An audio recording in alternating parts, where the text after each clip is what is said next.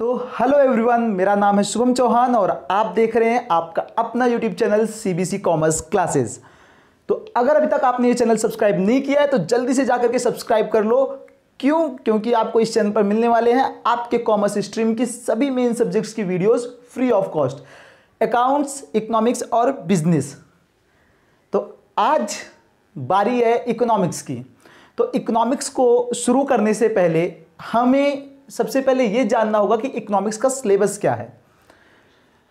इससे पहले मैं अकाउंट्स का सिलेबस डिस्कस कर चुका हूं। अगर अभी तक आपने वो वीडियो नहीं देखी है तो जाकर के जल्दी से देख लो। मैं आपको लिंक डिस्क्रिप्शन में दे दूंगा या आई कार्ड में आपको मिल जाएगी वीडियो। तो सबसे पहले बात करेंगे एक्चुअल में क्लास 11th जब आप चूज करते हैं कॉमर्स स्ट्रीम से, तो सबसे पहली चीज कि आपको अकाउंट्स, इकोनॉमिक्स और बिजनेस स्टडीज ये मेन सब्जेक्ट्स के रूप में काउंट कराए जाते हैं। तो आप ये सोचते हैं कि इकोनॉमिक्स वही 10th वाली है क्या, पालमपुर की कहानी।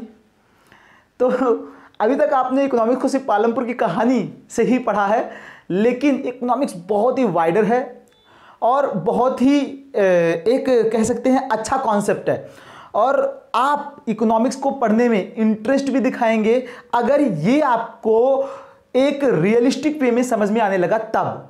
तो एक्चुअल में इकोनॉमिक्स है क्या चीज़, एक्चुअल में हम इकोनॉमिक्स के अंदर पढ़ने क्या वाले हैं, तो थोड़ा सा इंटरेस्ट बनाते हैं कि सच में क्या ये सब्जेक्ट इंटरेस्टिंग है। बहुत सारे लोग इस सब्जेक्ट को बोरिंग बोलते हैं, लेकिन मैं कहता हूँ बहुत इंटरेस्टिंग सब्जेक्ट है, बहुत मज़ेदार है अगर इसको आप जेन्युइनली मन से पढ़ेंगे। देखो सिंपली मैं बताऊँ, आप अपने आप को सर्वाइवल के लिए क्या करते हैं, इनकम अर्न करते हैं और उस इनकम को आप क्या करते हैं, एक्सपेंस करते हैं, मतलब खर्च करते हैं।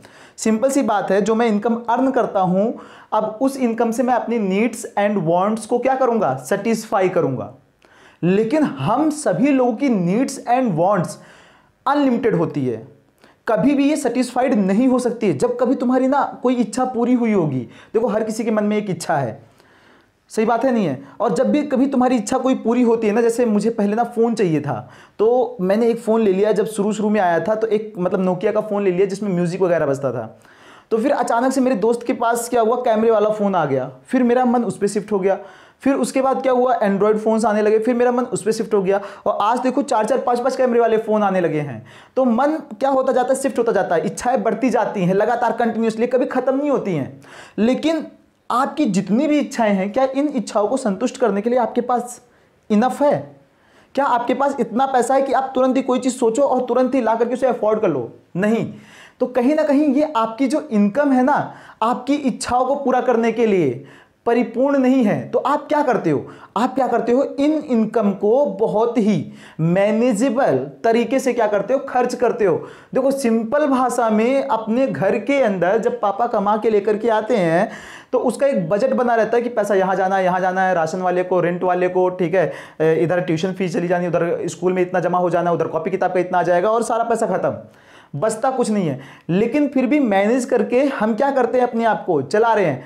बस सिंपली यही चीज़ सोचो और यही चीज़ हम इकोनॉमिक्स के अंदर पढ़ने वाले हैं कि अपने जो आय हैं, जो अपने रिसोर्सेज है, जो लिमिटेड है, जो स्केर्स है, जिसकी कमी है, उसको हम अनलिमिटेड वांट्स में कैसे यूज करेंगे। तो बहुत मज़ेदार चीज़ है। अच्छा लगा ना? तो चलो पहले हम शुरू करते हैं इकोनॉमिक्स को, उसके सिलेबस को देखते हुए कि एक्चुअल में हम क्या क्या पढ़ने वाले हैं और कहां पर कितना है। क्योंकि यदि आपको आउट ऑफ आउट स्कोर करना है तो आपको आपका सिलेबस पता होना चाहिए और उन चैप्टर्स के, उन यूनिट्स के आपको मार्क्स पता होने चाहिए कि कहां पे कितने मार्क्स अलॉट किए गए हैं।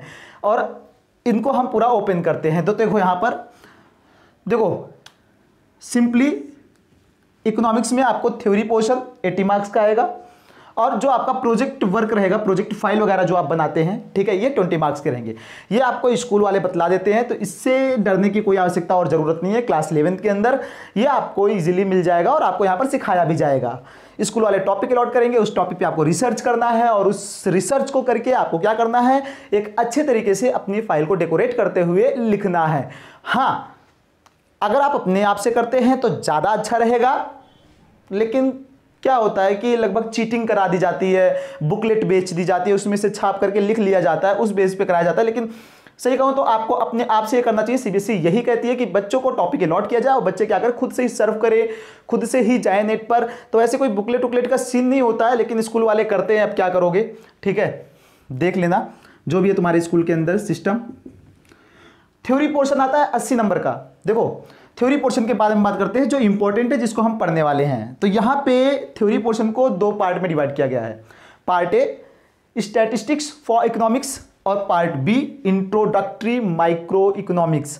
तो यहां पर 2 बुक आपकी यूज होंगी, पहले स्टैटिस्टिक्स की और दूसरी माइक्रो इकोनॉमिक्स की, माइक्रो इकोनॉमिक्स। क्लियर है। तो देखो स्टैटिस्टिक्स में आपके 3 यूनिट है। सबसे पहले इंट्रोडक्शन कराया जाएगा कि एक्चुअल में इकोनॉमिक्स है क्या चीज़। ठीक है, उसके बाद इन सब चीज़ों के बारे में मतलब बतलाया जाएगा कि ये जो रिसोर्सेज है आपके वो लिमिटेड है, वांट्स अनलिमिटेड, ये सारी चीज़ें आएंगी यहाँ पे। स्टैटिस्टिक्स क्या है, ठीक है, इन सब चीज़ों का इंट्रोडक्शन कराया जाएगा। उसके बाद collection, organisation and presentation of data. जो भी आपके जनगणना वगैरह होते हैं, इनका डेटा कलेक्ट किया जाता है ना, इनको प्रेजेंट किया जाता है ना, आपको भी दिखाया जाता है ना, तो इन सब चीज़ों को यहाँ पर दिखाया जाएगा। ठीक है, फिर उसके बाद ये दिखाया जाएगा कि एक्चुअल में 3rd यूनिट जो है स्टैटिस्टिकल टूल्स एंड इंटरप्रिटेशन। ये आपके जो सेंसस में डेटा कलेक्ट किए जाते हैं कि कितनी पॉपुलेशन है, बर्थ रेट क्या है, डेथ रेट क्या है, ठीक है, एम्प्लॉयमेंट रेट क्या है और पॉवर्टी कितनी है, तो इन सब चीज़ों का मतलब कि पूरा का पूरा समड अप कैसे किया जाता है और उसका यूज कैसे किया जाता है रियल वर्ल्ड में। तो ये सारी चीज़ें तो मज़ेदार चीज़ है ना। तो स्टैटिस्टिक्स में भी मजा आने वाला है, जहां पर आपको इंट्रोडक्शन जो यूनिट 1 है और unit 2 collection, organisation and presentation of data, जहां पे आप इंट्रोडक्शन देखेंगे कि माइक्रो इकोनॉमिक्स क्या है, इकोनॉमिक्स क्या है, स्टैटिस्टिक्स क्या है, उसके बाद डेटा को कलेक्ट कैसे किया जाता है, कौन कौन सी ऑर्गेनाइजेशंस हैं, लीगल ऑर्गेनाइजेशन कौन सी हैं, क्या प्राइवेट ऑर्गेनाइजेशन इसको कलेक्ट कर सकती है, इन सब चीज़ों का। तो ये 2 यूनिट 13 मार्क्स के हैं, 13 नंबर के। और जो 3rd यूनिट है स्टैटिस्टिकल टूल्स एंड इंटरप्रिटेशन, जहां पे आप इन सबका समडअप देखेंगे, एक एनालाइजेशन देखेंगे, एक समरी देखेंगे, ये पूरी जो है वो 27 मार्क्स की है। क्लियर है। तो 13 मार्क्स का यूनिट 1 और यूनिट 2 मिला करके है और 27 नंबर का यूनिट 3 है और टोटल हो जाते हैं ये 40 नंबर। तो एक बुक मतलब स्टैटिस्टिक्स भी 40 की है और मैक्रो भी 40 की है, तो 40 40 80। क्लियर। तो ये हो गया 40 के। पार्ट बी जहां पे हम माइक्रो इकोनॉमिक्स के अंदर देखेंगे। माइक्रो इकोनॉमिक्स क्या है, एक्चुअल में क्या होता है मैं तुम्हें बताता हूं।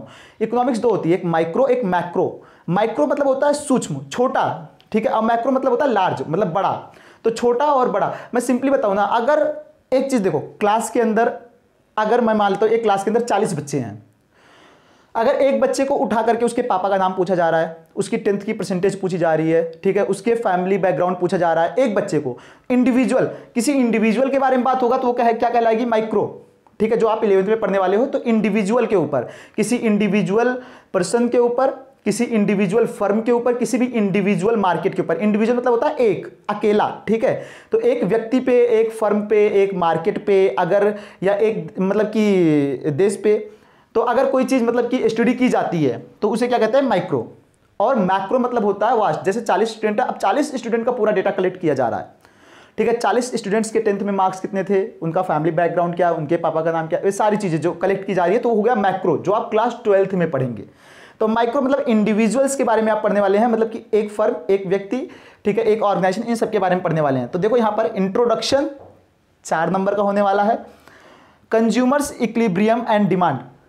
कंज्यूमर कौन होते हैं, कंज्यूमर वो होते हैं जो गुड्स एंड सर्विसेज को कंज्यूम करते हैं, इसका मतलब यूज करते हैं। जैसे मेरी जरूरत है तो मैं मार्कर का यूज कर रहा हूं पढ़ाने के लिए, आपकी जरूरत है, आप मोबाइल फोन का यूज कर रहे हो, ठीक है, आप कॉपी पेन का यूज कर रहे हो, मम्मी को जरूरत है, मम्मी गैस का यूज कर रही हैं, पापा को जरूरत है, पापा क्या कर रहे हैं, पेन का यूज कर रहे हैं, या आप को भूख लगी है, आप समोसा खा रहे हो, तो आप ये सब क्या कर रहे हो, जो भी यूज कर रहे हो आप अपनी जरूरत को संतुष्ट करने के लिए, चाहे वो फ्रिज है, चाहे एसी है, चाहे वॉशिंग मशीन है अपने घर के अंदर, चाहे लैपटॉप है, चाहे आपकी बुक, कॉपी, किताब, कुछ भी XYZ, जो भी चीज आपकी जरूरत को संतुष्ट कर रही है, वो पर्सन जो अपनी जरूरत को संतुष्ट करने के लिए चीजों को क्या कर रहा है, कंज्यूम कर रहा है, यूज कर रहा है, उस पर्सन को हम कंज्यूमर कहेंगे। इसका मतलब हम सभी कंज्यूमर है, क्योंकि हम सभी की कुछ ना कुछ जरूरतें हैं और इच्छाएं हैं, और हम इन जरूरतों और इच्छाओं को संतुष्ट करने के लिए क्या करते हैं, किसी ना किसी चीज का यूज करते ही है भाई।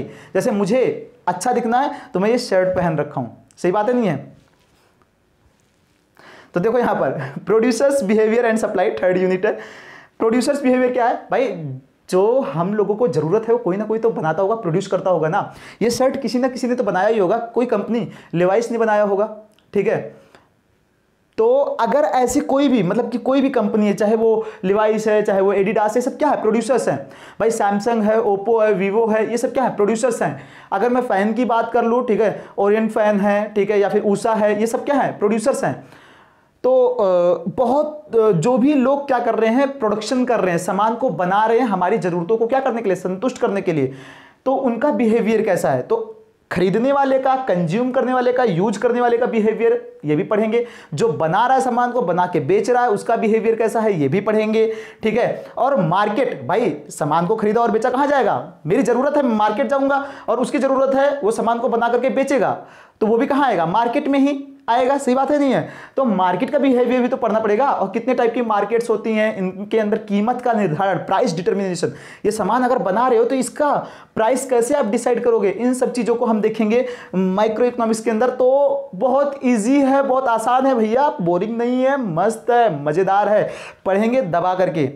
इंट्रोडक्शन 4 नंबर का होने वाला है। कंज्यूमर इक्विलिब्रियम एंड डिमांड, जो हम सभी लोग कंज्यूमर्स ही है, अब तो समझ गए हो। 13 नंबर का होने वाला है प्रोड्यूसर्स, जितने भी प्रोड्यूसर्स हैं वो प्रॉफिट अर्न करने के लिए प्रोडक्शन करते हैं, ठीक है, लगभग। और ये भी 13 नंबर का होने वाला है। तो कंज्यूमर भी 13, प्रोड्यूसर्स भी 13, कोई कम ज़्यादा नहीं है। Forms of market, market 10 number का होने वाला है, ठीक है, कि मार्केट के बारे में हम जो भी बातें पढ़ेंगे, और ये टोटल मिलाकर के हो जाते हैं 13, 13, 26 एंड 10, 36 एंड 4, 40, मतलब कि 40 नंबर की। तो 40 की है स्टैटिस्टिक्स और 40 की है माइक्रो इकोनॉमिक्स। ये है आपका पूरा सिलेबस इकोनॉमिक्स का क्लास 11th 2021-22 सेशन के लिए। और उम्मीद करता हूं आपको ये सभी बातें समझ में आई होंगी। और अगर अभी तक आपके दोस्तों को ये सिलेबस नहीं पता है और आपको अपनी पढ़ाई शुरू करनी है YouTube पर, तो आप इस चैनल को जल्दी से सब्सक्राइब कर लो, अपने दोस्तों के साथ शेयर कर दो, थोड़ा सा सपोर्ट दिखाओ, जिससे कि मेरा भी थोड़ा सा हो कि हाँ मैं भी वीडियो जल्दी जल्दी लेकर के आऊँ। और तब तक के लिए दीजिए इजाज़त। जय हिंद।